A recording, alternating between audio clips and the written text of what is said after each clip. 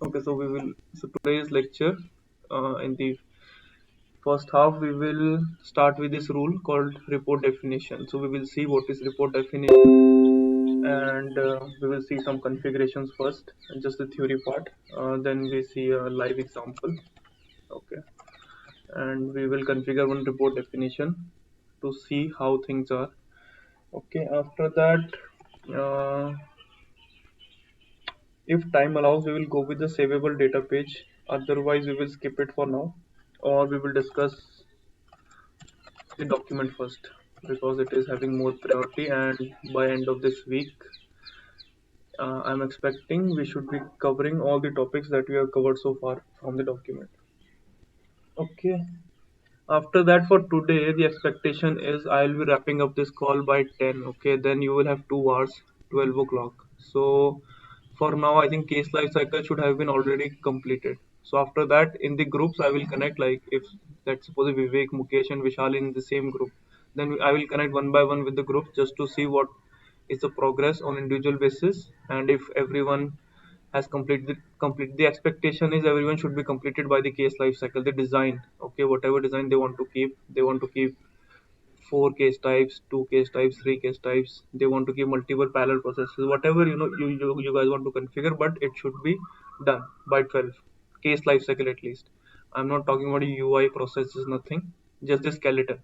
Okay, how you are planning to go on the pega, not on the paper. Okay, for paper yesterday was the day. So by 12 I'll be connecting on the group basis to see the individual progress. Yes, after that, okay, we will discuss model if time allows, or I mean you guys should be able to design the data model as well. Okay, so after that we will connect, maybe you guys have your lunch 12 to 4. I think 3 hours are enough. Okay, so you design the data model on paper or directly on pega, whatever you want, and then configure that UI. So by end of today, the expectation is case lifecycle is done, skeleton part. Then the data model is done, everything, every properties you want to create, how many data models. Okay, and then configure the UI as well, because that won't take much time. If you're done with the data model, you just have to map with the properties. That's it. You have to do a data relationship on the UI, and it is done. Okay, and then tomorrow we will see, first of all we will do with the validations. Okay, because I think most of you guys have not practiced it properly, so we will see the validations in the document, and then we will proceed. I mean, if routing you want to practice, then we can go with the routing, and or we can see other rules, maybe data pages, or I have gone through one API as well, the weather API, right? So we don't have to use simulate for this document. We can directly configure one live API, weather API, and we can directly try using the live API directly. Okay, so that you guys can also see the integration part on pega. And we will wrap up on Sunday. That's it, because Sunday is my working, I won't be able to give much of time. So by end of Sunday we will be having a small application basically. Okay, and after that, if time allows, next weekend, I will discuss what could be a better solution, the same document. Okay, then you can see, like, there is a lot of gap. Okay, because you guys are initial phase, so whatever you build, it's okay, but the same document can have lot of complexity, and that I will discuss next week once you have more better understanding, because by that time you will be practicing more, right? So let's not waste more time and start with the course. Okay, so first of all, report definition, right?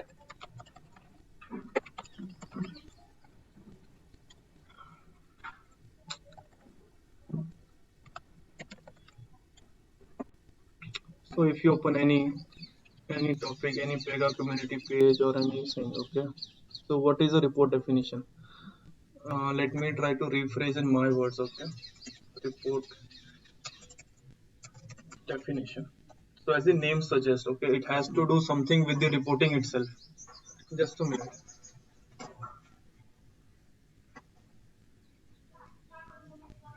Mummy क्या कर रहे हो? मैं meeting में हूँ ना. हाँ, आवाज आ रही है आपकी इधर.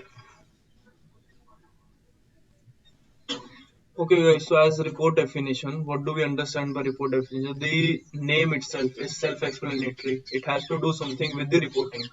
Okay, so we know Pega is using a database, a flat database. Flat basically means a relational database which is storing data in the form of rows, okay, and it is storing in a tabular format, okay. It is not a MongoDB. Uh, so everything is getting stored in the form of tables, okay. So whenever we say report definition, so Pega will be performing the report on tables, okay. And we know to get data from a relational database we need SQL queries, right?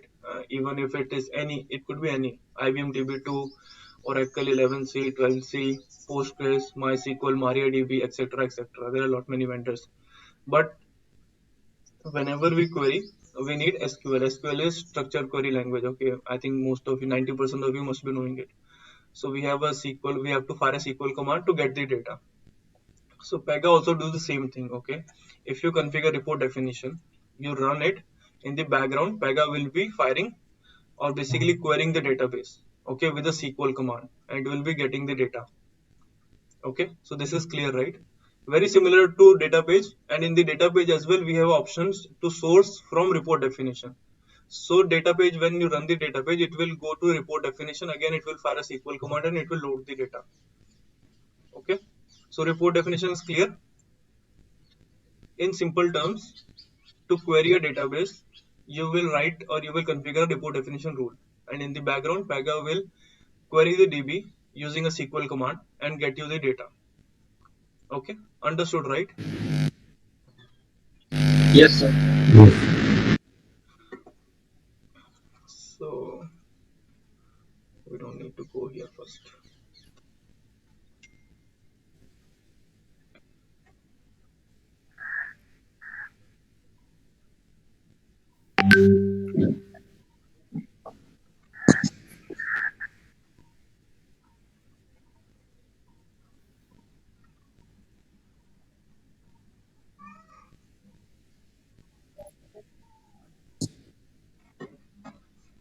Okay, so in Pega, the classes we have, they will be mapped to the backend DB tables, right? It could be work class, it could be data class. Every class will be mapped to some table. It could be Pega default tables like PR underscore other, PR underscore rule 4, PR4 underscore rule, and etc. etc. Or it could be a dedicated table itself, right? So for example, I was having this class, right? Leave approval. So if I open the definition, right, this is the class, and if I see test connection, it is at the data schema, and this is the table name. Okay, Pega automatically created this one. Okay, and now if I go to the data type, right, and let's open one structure which is having no records, right? So this is just a structure. This data type is created just to have a structure, and then we will use it. If we go to data definition, PR underscore other. So this is a Pega default. Automatically tables or classes will be mapped here. Okay, if I open some data type which is mapped to some dedicated table, right? There are records right here. If you see,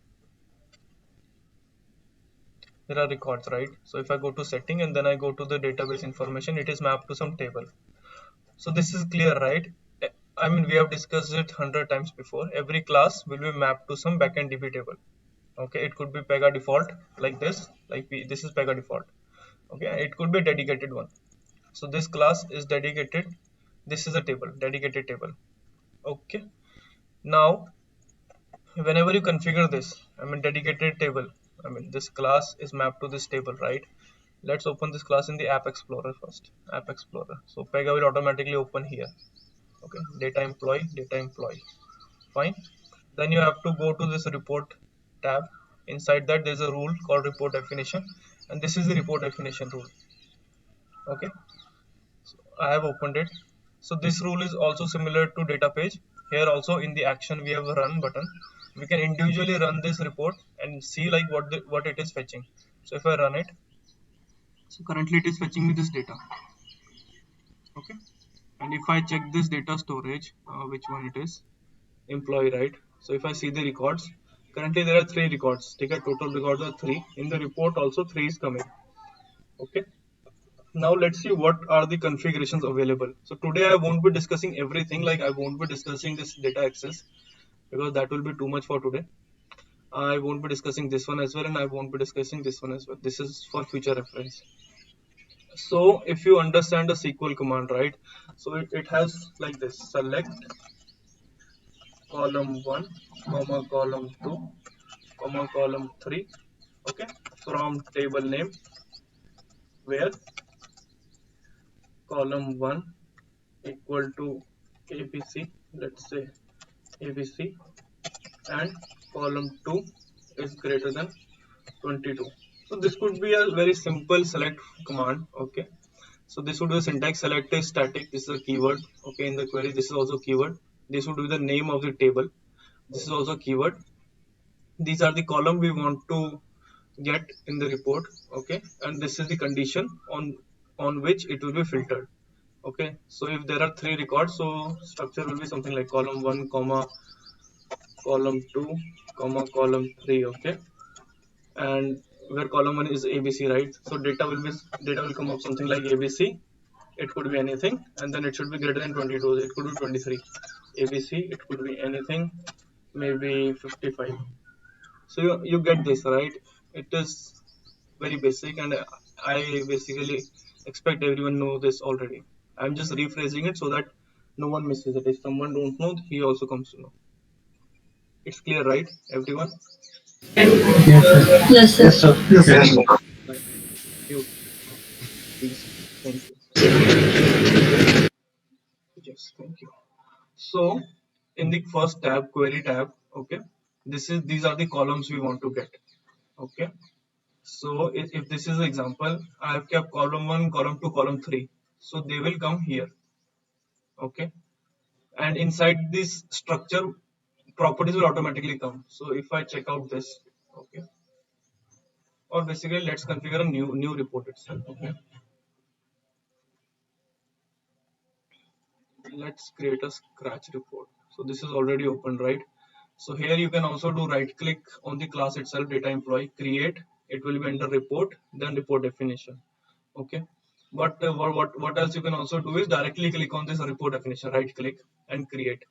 So it will directly create one report definition from here itself. If you click right click and create, again no branch, okay, it will take automatically the class. Here you are doing it, so it will take directly whatever rule set is applicable, I mean available rule set, it will list, or you can select your own, like which one you want to keep. Some name for the report. Get, we are doing employee, right? What do we have in the employee? Okay, salary, suppose. Get employee salary greater than 10,000. Okay, not a very beautiful name, but let's keep it. So I suppose I want to get the employees whose salary is greater than 10,000. Okay, again I'll click create and open. Pega will create one rule. This is the ID of the rule. Okay, so let's do a save. Once it is saved, okay, so it is saying some properties should be there, only then you can save. So if you click dot, the target operator, all the available properties it will automatically list. Okay, so suppose these are the properties, right, we have, or we can also see from here what properties are available in the properties. In the same class, these are the properties, right? So let's say I want to have this name first. Name, if I type name, okay, it will come. So I want to have this name as a column, and I want to have this salary to see the salary. Okay, so suppose for now I just want these two. Okay, so I want to have greater than 1,000. So here I will have to put a where filter, where salary is greater than 10,000. Okay, so here edit filter, this is the filters. Okay, if you want to put multiple filters, you can also do like this, and where suppose name starts with, let's say A, and to give anyone, I don't think it will get me anything. Or let's say where dot name is not null. Okay, just to give you highlight like how to use multiple. So this is the logic string. I think you have gone through it already, right? logic string. You can use and a combination of or to build a proper string and then get a where clause, proper where clause from the query. So this part is basically this part where So column 2 will be. brackets will work in that string. Yes, yes, Robin, brackets will work. Brackets work in most of the logic strings in Pega, be it when rule, be it expression builder, be it data transform. Wherever you use this logic string, I mean, most of the places, this brackets will work. Okay. Suppose you are saying like this, right? Um, if I want to do like this, sorry, or F1, right? Suppose like this you are saying, right? So Yes, sir. it will work like this. So either this condition is true or this condition is true, it will get me the result. This will work. So let's keep it like this. So this is the condition, and this part is basically this part where condition 1, condition 2, n number of condition. You can put n number of condition here. Okay. So what I built basically select name salary from this class, like wherever this class is mapped to or to whatever this class is mapped to. Okay, backend table from this class. Okay, or this table basically. This is the class. I mean, if I want to see the table, then open this record, class record, and at the bottom test connection. So basically select that column 1, column 2 from this table. Okay, where the salary is greater than 10,000 and name is not null. Okay, so I saved it. Now it is committed to DB. Okay, action, run. So I'm getting only one record. Okay, so just to verify, triple M some salary. If I check the overall record, so only this is the only greater one. So that's why it is coming. So if, let's say now this is also greater, right? More than 10,000, right? So now again let's run the report. Now two records should be coming. Okay. So now this is not an on-demand service. Okay. This you have to call explicitly and then only it will be fired. Okay. Now you see like data page and report definition are very similar in nature. They both can get you data of type list structure as well. Okay. This can also get me one data, right? If I rather than this, if I check the basically this class, if I open the class, okay, and if I use this key dot id, right? If I do it like this rather than this, if I keep it checkout add filter dot id is equal to param dot id. Okay, and if I put this param here, param, it will just type integer. Okay, this is, and if I run it, okay, so it is asking me like what is the parameter you want to pass. So if I want to pass select value, it will get me all the unique keys. So if I want to select one, submit, apply changes, one record is coming, right? So if we build the report definition on basis of key, right? So it will behave as data page of type single, of type page. It will get me one record, right? Because one table can have only one key. This one cannot repeat here, right? Otherwise, for all other conditions, I mean, it can behave as list structure. It will always get me multiple records. Okay, so now you see data page and report definition are very similar. Okay, the major difference is data page can source from other sources as well. The source drop down can be connector, lookup, report definition, connector, aggregated functions like this, right? And also it is an on-demand service. Basically, whenever we call data page, wherever we call it, then only Pega will go and find out what is the source, how, where is the data, and it will store in the clipboard. And if I reference it again, and it is in the proper scope, then Pega will directly get me from the clipboard. Whereas in case of report definition, whenever you call it, so it needs, first of all, it needs to be explicitly called. It you have to call it somewhere. You call it from on the drop down, you call it on the activity, data transform, wherever you call this, but you have to call this explicitly. Okay. Then Pega will fire a SQL command to DB and get you the data. Okay, whenever this is reference, Pega will not go to clipboard to get you the data. Whenever report definition is reference, it will always fire a SQL command. So now this is also having one advantage over data pages. The data you are getting from here, it will be always current data. Okay, if someone performed an update in the DB table, I just updated it, right? So even though Pega stored it on the clipboard pages, but again, whenever I run this report, it will always get me refresh data. I mean the most proper data because it will fire the SQL command every time. Understood? This is clear, right? What is the major difference between report definition and data page? Yes, sir. Sir, but this will be something like a static kind of thing because every time we need to change the property. Like in some cases, I want equal to 1,000 rupees or equal to 2,000 rupees. So for the different cases, we have to create the new property, new report. That's why it's like this. So that is why this parameter is now. At runtime, it will ask you like what where from where do you want to pass this parameter. You just pass a property reference. Okay. This is parameter, right? This is parameter. It will ask you as a parameter, right? So on the drop down itself, if I'm configuring it, it will ask me what is a parameter. Then it is not mandatory to write 1000 there, right? I can write um, dot salary value, and it could be some property on some UI element, and then it will get reference from there. In the case like I want at the runtime only that one time I want to check the whose salary is greater than 50,000 and Mhm. sometimes I want to check like whose salary is less than 20,000. So there will be I need to make changes in the report definition again and again. No, no, why again and again? So this is so you are saying you want salary, right? This salary you want. Okay, you want is greater than, right? Some greater than. Greater than 10,000 you can say. So let's take a parameter salary. Okay, first of all, let's check what is the salary all about.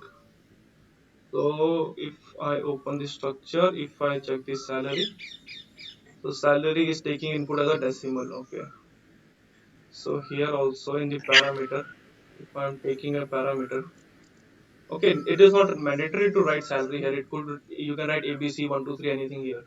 Okay, I just prefer to keep it same so that it is not mixed up. So it should be double, right? Check out. Why, sir? If we are taking their decimal, so why we are taking here like double? Where do you see decimal here? After the double, the fourth one, yeah. Uh, yeah, I'm getting blind. I do not see this one. Okay,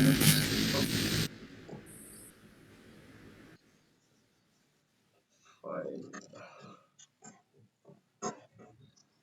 Okay, so now this is same parameter, right? So now Robin is saying how to reference this one as dynamically.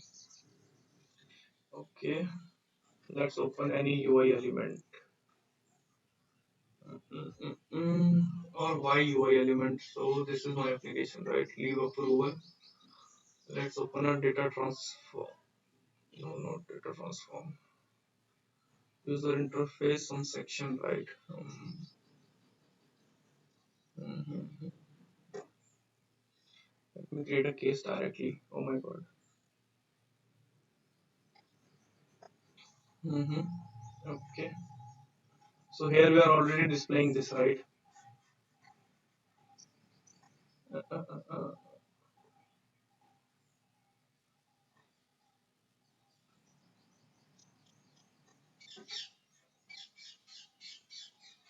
It is very messy.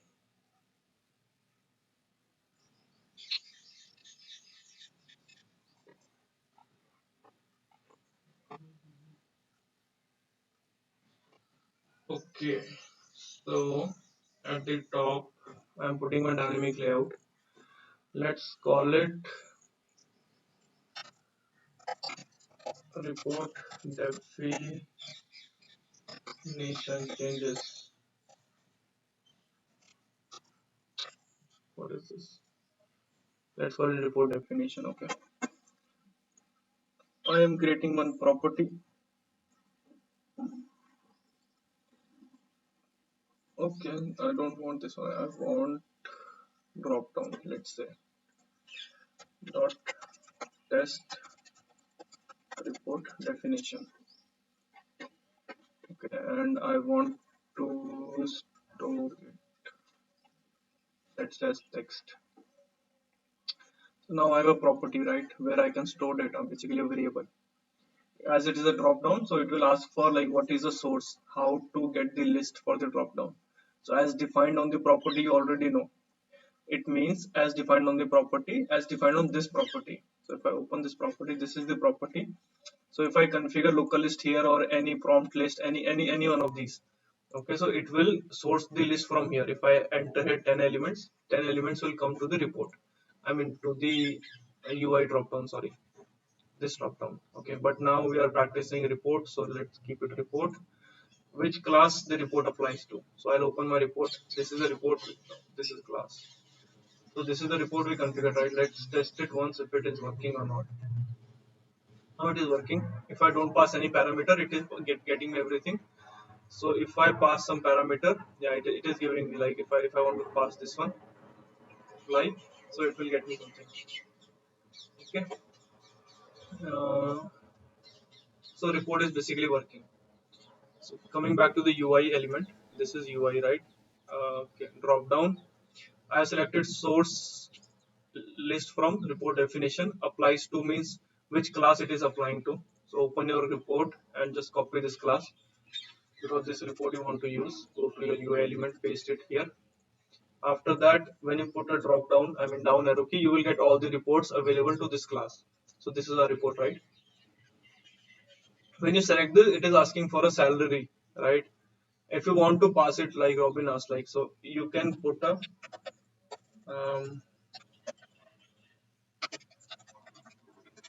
like this, anything parameter, okay, and this parameter you can set from some report, I mean some data transform anywhere, but you will have to calculate it, okay, runtime, and then you can pass that value directly to this report, and that will be passed to the report, and it will fetch the data. Understood, Robin? No, sir. This the last term didn't understood. So this is a report. It is calculating based on some parameter. Okay. Now in your query, you want this parameter to be dynamic in nature. Sometime I will pass 10,000, sometime 5,000, sometime 2,000, right? But how you will get this, multiple values? You have to calculate it somewhere. Okay. Either you put some pre-processing that this is calculated, or you put some drop down value at the top and then it is calculated. But you have to calculate this variable somewhere. Something may I? Okay. Okay, you want to add something? Yes, sir.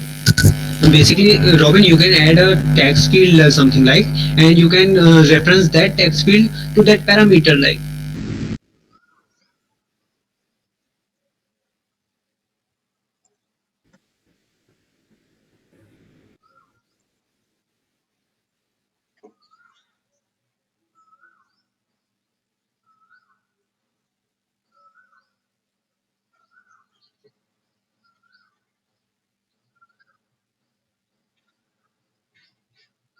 Also, on that day, we were doing that copy data page and refer data page on the single page property. Did you got chance to do that? Because I tried it later and it was working. Like both the, okay, I have not put the refresh. Both the refer data page and copy data page. Uh, you guys know what I'm talking about? Yes, sir. Yes, sir. So did you guys got any chance to, look into it? Like, how do we configure that? So suppose there's a property, right? Single page property. The single page property, right?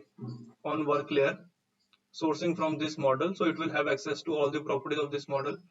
And here we have three options. So manual means I will set it manually. So this we already discussed in the data transform. I was copying from a single page, right? Then we have these other options as well: refer to data page and copy from data page. So this was your homework actually on that day. Yes, I go through it. Okay, so were you able to configure this? Yes, sir. The second one I have configured, but not properly on the third one. Copy data from, I'm not be able to configure properly. Yeah, the second one I have done it. Refer to one database, I clearly done it. But the third one I am not be able to to configure it very properly because I don't have that much of time. Okay. Because you see, like I'm using same database d underscore Yeah. employee, Yeah, sir. d underscore employee dot employee ID refer data page and copy Yeah, I data. have done that. Refer database, I have done it. So the configuration will be same on the UI also it will be totally same. But there Okay. is a difference like this properties, right? If you that is again your homework. If anyone gets time, just try this configuration. And the Okay, sir. homework is basically what is the difference. Then you have to tell me what is the difference in the config between refer data page and copy data. Okay, sir. No issues. Yes, absolutely. Hmm. So you see, Robin, like I'm getting this drop down, right? Two values, huh? Two values, right? Because currently I have put some static. I have put like salary should be greater than 1,000. If I do it like this, dot salary one. Okay, now this is a variable property basically. This is one property. Okay, and of type, let's keep it one value. Text. We can take no take text. Text as a decimal. But I'm passing it as a decimal, so let's keep decimal for now. Okay. Okay, sir. So I'm keeping one variable dot salary one. Okay, now this what I was referring is this salary one. You have to still calculate it somewhere in the decision, or user will give you input or something like that. Okay, so if I want to do it as a text input, the property name is salary one, right? Okay, and every time I change this, I want to basically refresh the section because that is how it will post the value. Or I will have to explicitly post it. Now you see the configuration. Here I will provide the input, and it will refresh the section, provide it to the clipboard. Okay, it is gone here, salary one, and it will pass that variable directly to here, this parameter value. Let's see if this configuration is working or not. Okay, so this is a section. I continue. What does it say? What is wiped out?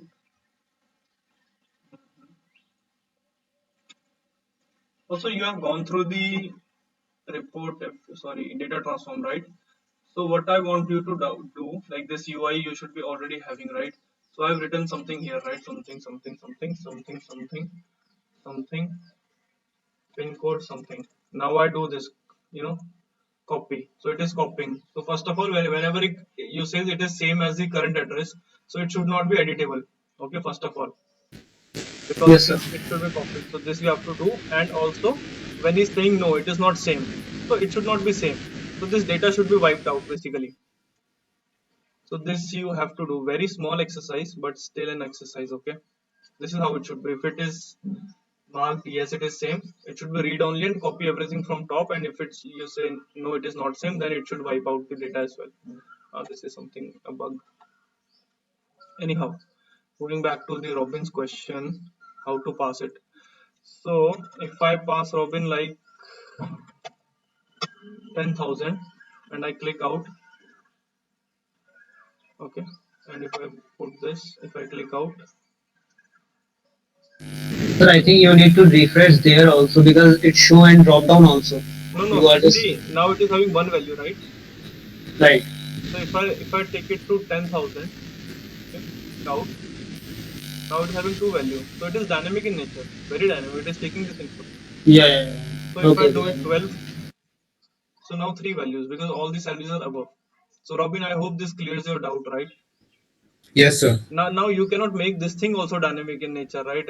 Otherwise you have to put some data transform or activity and then calculate when this is this, then call this with this parameter. If this is this, then you have to put the same logic, if else, if you don't want to Yes. take this input. Otherwise this example suffice, right? How we can do it, how to use basically a parameter on any rule. So this will be the same. I mean, if you want to use parameter, you will have to configure the parameter on the parameter tab. Ideally it should be of the same type that you are computing on, because salary is of decimal.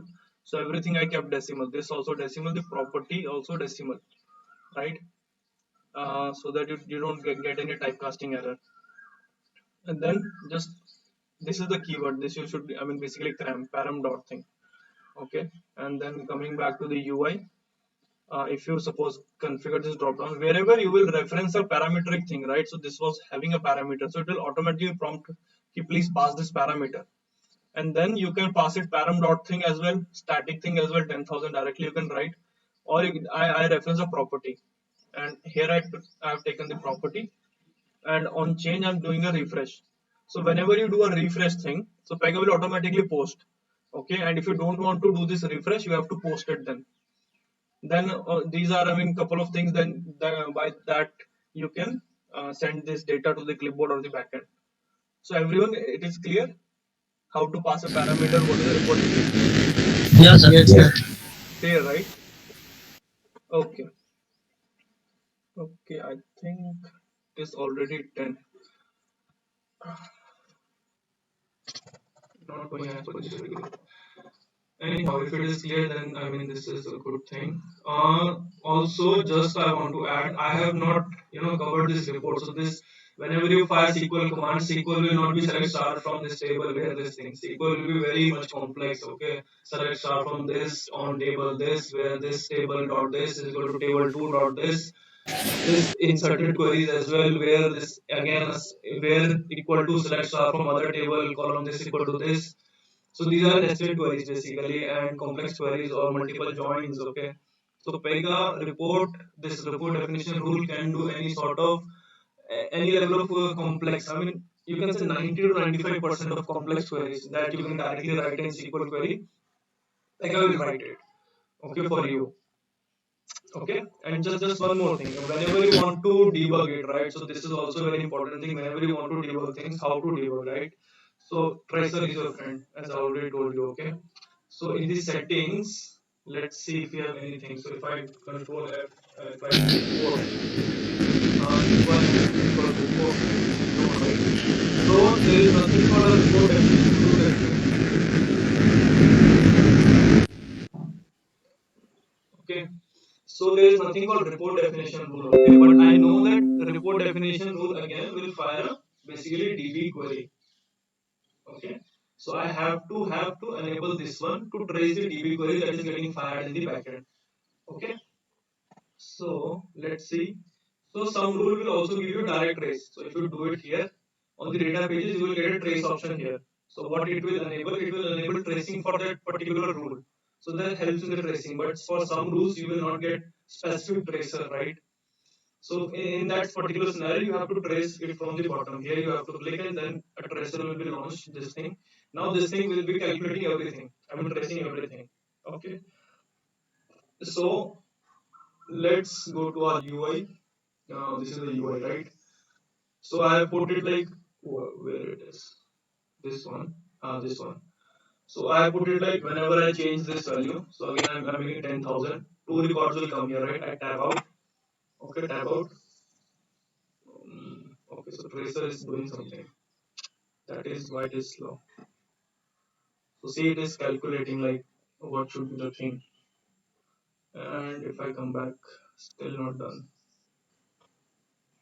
Okay, what is this? I think it is hang or what? 834.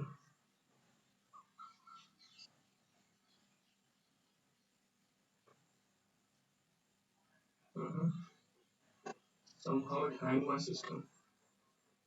Anyhow, I'll pause this for now. These sort of minor issues we face with the personal editions.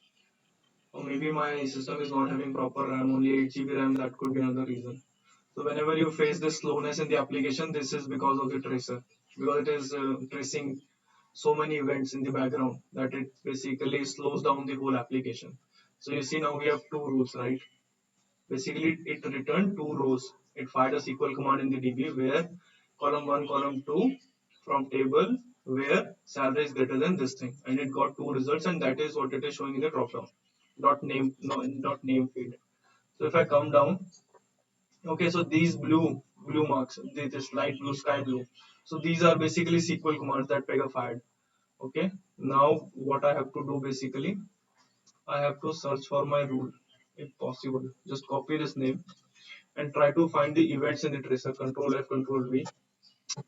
Okay, these are, I mean, these I think fired later on when I stopped the tracer. That is why it is not here. Mm, okay. Further. Uh, Let me check if it is there or not. I don't see any. Uh-huh. I think it got fired later on. So what you can do actually, these sort of scenarios, you can just remove all these events. I know there should be something like deselect or something, but I don't know why it is not there. I don't want all these rules. Or basically, what I can do deselect and I can select only my checkouts or my apps. So now what they say is just trace the rules from these rule set. If the rule belong to any of these rule set, so where does my rule belong? Let's go and check it out. So this is the report. This is where my rule belong. My first tab. Okay. So now if I enable only my first tab, okay, like this, it is not in my checkout, right? Not in my checkout. Because if I do a checkout, then it will come to my personal checkouts, mandy@crochet.com, your ID basically. Okay. So I have kept only two rule sets, trace only two rule sets. Okay. Now it is tracing only. It is tracing, right? It is waiting. Coming back to the UI, let's do the same thing this time. Okay, now it is 0, not 10,000 like this.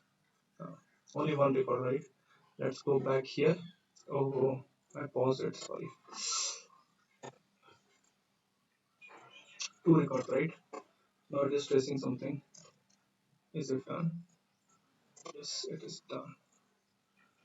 Let's try to find it by name. Let's see if there is any event of this name or not. Control F paste. So you see some yellow marks, right? So there is something basically. So if you hover over it, so it is saying, okay, this is the name of the section basically. Okay, and you see two here, right? Two is written here. So this sky blue marks are basically SQL commands that are fired. You see SQL here, right? So if you click SQL, okay, then you see this is the command fired in the background for this particular report definition. Select PCO dot name. PCO is basically his mapping. What reference to alias, you know. Table aliasing, sir. Table aliases, correct. Name as name, salary as salary. So this salary and name will be column headers basically, and ID also it is fetching for some reason as ID from this table where this PCO, okay, this thing, right? PCO dot salary is greater than question mark. So these are, what do we call this if we pass the question mark in the programming? Placeholder. Correct. So this is a placeholder. This is basically a parameter, and this is the parameter value. Okay, so Pega will at the end Pega will construct a SQL. So this is a SQL, right? Whatever we are talking about, this is the same thing. This is actual SQL query. If I go to DB and replace this question mark with this 10,000, it will also get me the same result. Okay, so what we have learned is what is report definition. Okay, how to configure a basic report definition. Basically, select column name where some filter. This much we have learned. Okay, and then we have also seen how to configure it on a UI drop down. Okay, with the parameter. Also after that we have seen like how to trace an event if this is getting me some wrong result, right? And I'm not able to understand, like if it is getting me 5 result but my expectation 2 result, then I can enable the tracers, enable my rule set, and then I can check these SQL commands. Okay, just control F your rule, it will take you there, then you can find your rule. You have to click, just have to click SQL, and then you can get this SQL command, and then you can debug more. Hope this helps, right? Same thing as we do in the programming, nothing new. I'm just telling you a way how to do this thing in Pega. Okay, then you can debug like if the query formed is correct or not, parameters are getting passed or not, things like that. Okay, guys, clear, right? Yes, sir. Okay, okay, right, everyone, right? Yes, sir. To me, it seems like most of the guys are sleeping. Also, the company told me to take video lectures and ask everyone to turn on the video. Although I'm not interested, so I'm not telling it. If they force, then we have to go. Okay, then we have to follow. Okay, guys. Yes, sir. It is the mandate Yes, of sir. the company. So this we have done, right? For today, it is done. Let's go back to the document.